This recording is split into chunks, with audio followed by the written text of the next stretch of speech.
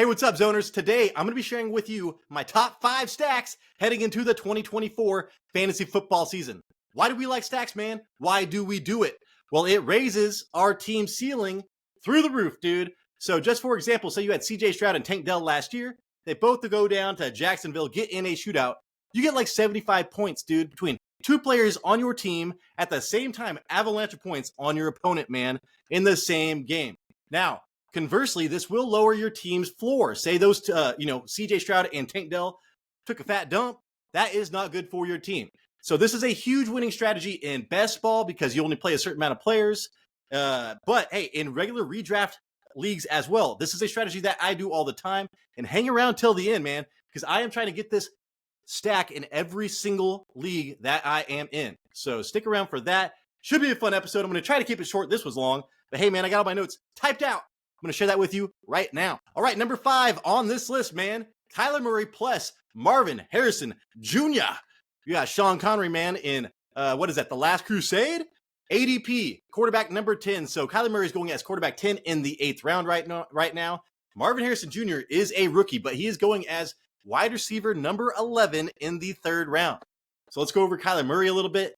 He was quarterback 9 in points per game last season. He's going as quarterback 10 right now. So where you are getting him pretty much aligns with how his performance was last season, but that was coming off a torn ACL without a true number 1 wide receiver. He did not play until week 10, and since entering the NFL, he has averaged almost 21 fantasy points per game, dude. So this guy, he's tiny, but somehow, and everybody talks shit about him, but he keeps on producing fantasy-wise, dude. And his ceiling, quarterback number 2 finish in 2020, scoring 24.5 points per game, dude. That is elite. That is Josh Allen kind of stuff. So we're looking at a top 10 quarterback with a real chance to jump into the top 5. They drafted Michael Wilson last year, who I loved. Trey McBride broke out.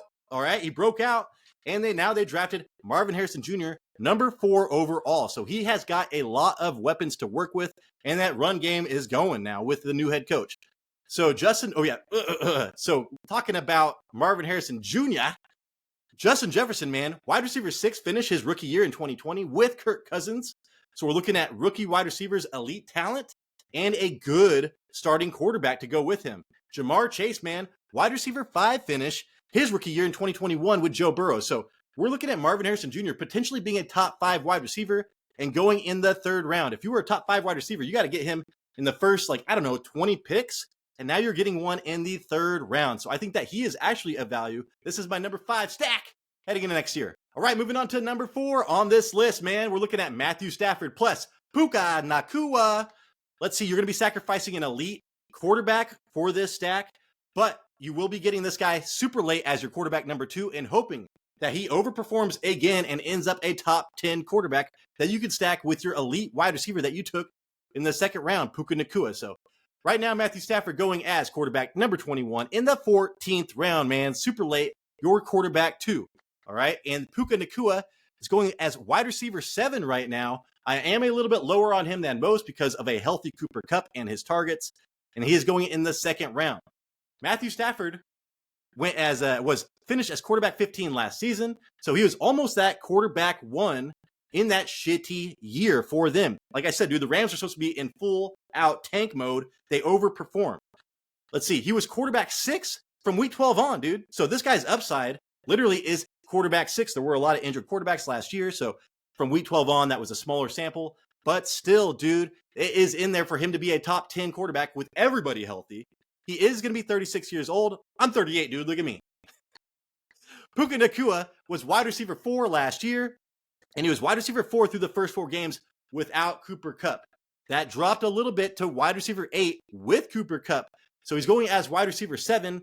He was wide receiver 8 with a healthy Cooper Kupp last season. So he is kind of going where you should get him. But still, Cooper Kupp does scare me. He was the number 1 most targeted player through the first 4 weeks. And this is why I love Puka Nacua, man. So many targets. Well, guess what? When Cooper Kupp came back, he fell down to the number 12 most targeted player from week 5 on with Kupp. So that is the risk here. He could just kind of be a super high-end wide receiver 2 if Cooper Kupp really performs well. But still, you got to take that risk because Sean McVay offenses, man, will produce. Let's see. He was And then the last time we saw him, man, versus the Lions, he had 9 receptions for 181 yards and 1 touchdown in that wild card game. So when it really mattered, they leaned on Puka Nacua. You saw it that game, man. He could have got another touchdown. I forget what happened. So take Puka Nacua where you should, but there is a risk, and I love Matthew Stafford late. All right, moving on to the number 3 stack heading into next season. We're looking at Jordan Love, man. Talk about upside. Christian Watson, dude.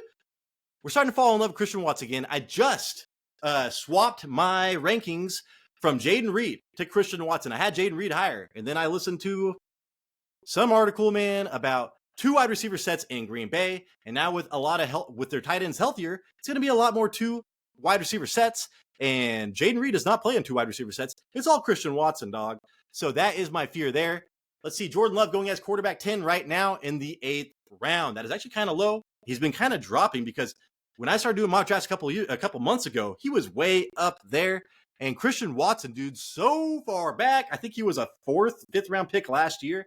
Now he's a 9th round pick, man. Wide receiver 39. So not much draft capital there for a wide receiver that could literally explode, dude, and be a 2nd tier wide receiver. Maybe. If he stays healthy, for God's sakes, dude. So Jordan Love, man, quarterback 5 last year. That was his first year starting. And he's going as quarterback 10. What are we doing here, people? So that is a value. Quarterback 3, dude, from week 10 on.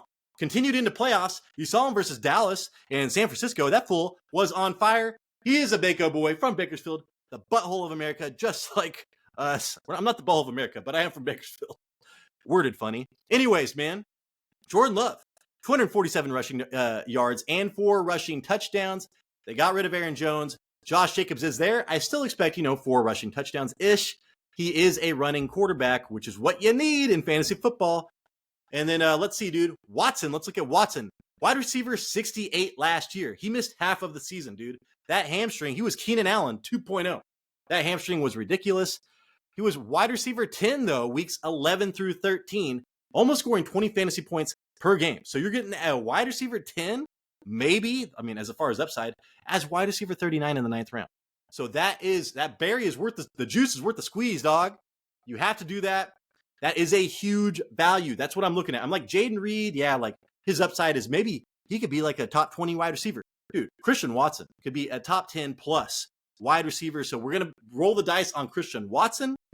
And despite all the injuries, man, he still led the Packers in target share at 18%. That's not great. But in end zone targets, that is important here with 14. That fool had 14 end zone targets and missed 8 games. All right. So my number 3 stack heading into next season, Jordan Love, Christian Watson. All right, man. Number 2 on this list, we got the hair, Trevor Lawrence. Plus, my biggest value of the fantasy football draft. I think him and Ezekiel Elliott, my biggest values. Christian Kirk, man. So right now, Trevor Lawrence is going as quarterback 19. He was just the 2nd highest paid quarterback in football. I think he's the 3rd highest now with Jordan Love. He's a quarterback 19 in fantasy football. That's where he's going, man. I'm not that pay equals anything, but still, it's kind of crazy. He's going in that 13th round, man. You can just wait. You can wait and wait some more and then get Trevor Lawrence. And then Christian Kirk, dude. Wide receiver 36. Wide receiver 36. He finished as a wide receiver 12. All right. So times that by 3, that's 36. He's going as wide receiver 36 in the 9th round. So huge value there. Trevor Lawrence, man, finished as quarterback 13 last year. People are tripping balls, okay? Because it's like, that's almost a quarterback 1. And now we're putting him as quarterback 19. So, yeah, dude. Let's see. He would finish as quarterback 8 in 2022. So, if he finished, in a bad year, quarterback 13 finish.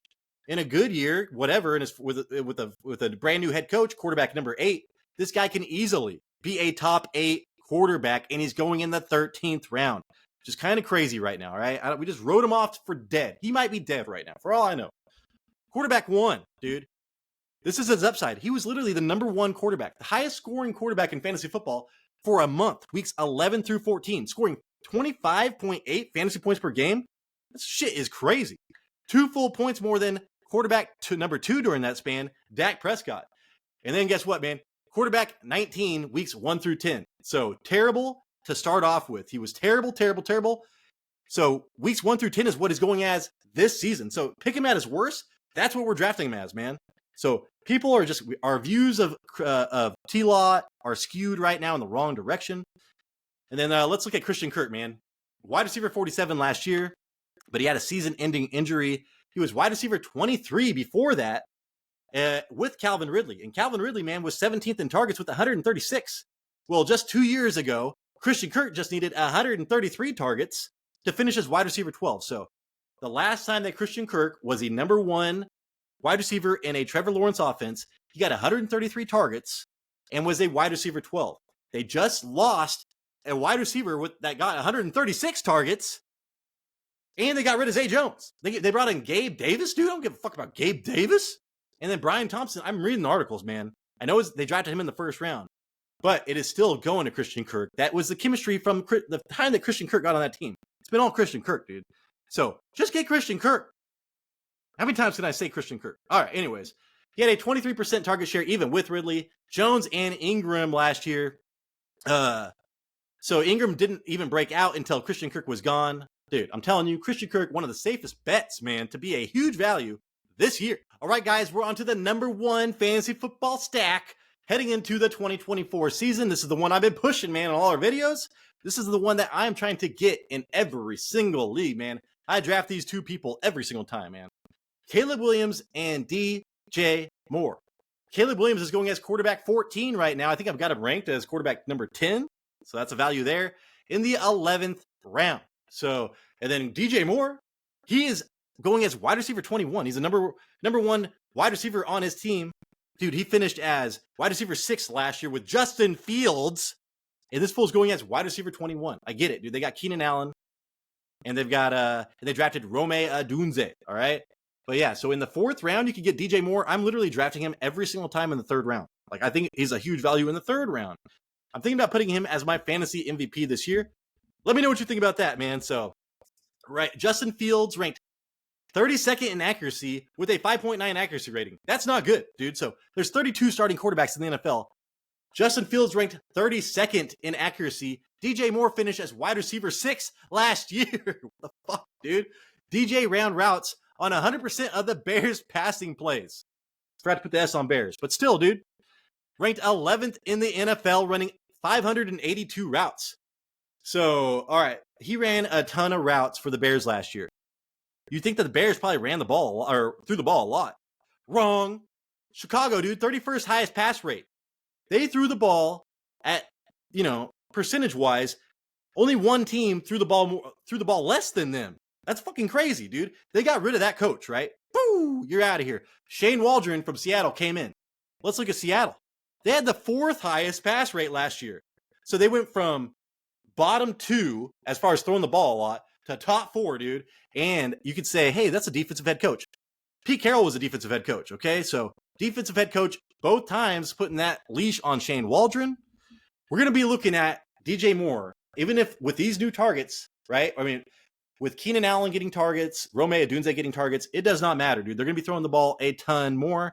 Fucking Caleb Williams is one of the most talented quarterbacks to come out in a long time. All right, let me look. Let me look at this stuff. So Chicago, 31st hype. Yep. 136 targets last year. 29% of available targets. So his target share was what, like 29%? Justin Jefferson was at 27%, his best season. And if you look at Jamar Chase, a lot of times hovering around 20%. So it doesn't take much on these explosive wide receivers to be a top 5 wide receiver and not have that great of target share. But I'm just saying, dude, like he had better than Justin Jefferson target share last year with the same head coach. The same head coach is still there, man. So wide receiver 5 in deep targets and 8th in yards after contact. I know that defensive head coaches love yards after contact, man. They're like, they can't tackle this guy. Just free yards, dude. So that stat sticks out to me. I just know Eberflus loves this guy. Ranked 7th in reception touchdowns with 8. All right. He only had 12 red zone targets and he had 7 reception touchdowns. So he's getting the yak. He's getting the touchdowns. Justin Fields was not accurate. Like all this is telling me is that DJ Moore made his own way last year. I could have been, I could not have been quarterback. I'm just saying, dude, it doesn't matter who's back behind center.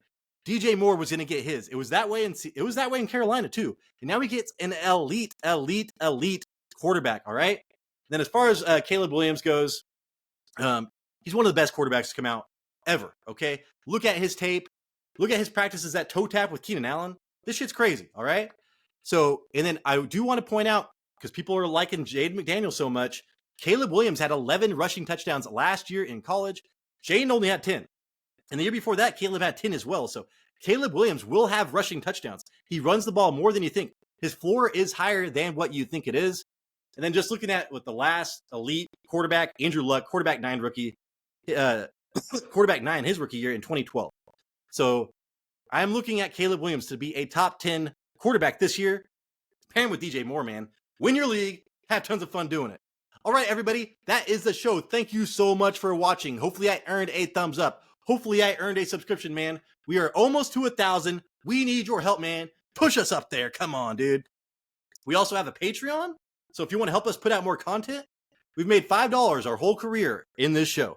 So if you want to help us out there, dude, the link will be down below in the comments. No, not comments, the description. Hey, and if you want to tell me what your favorite stack is, please do it. Or tell me what I'm wrong, dude, in the comments. You can do that as well. I can take the heat.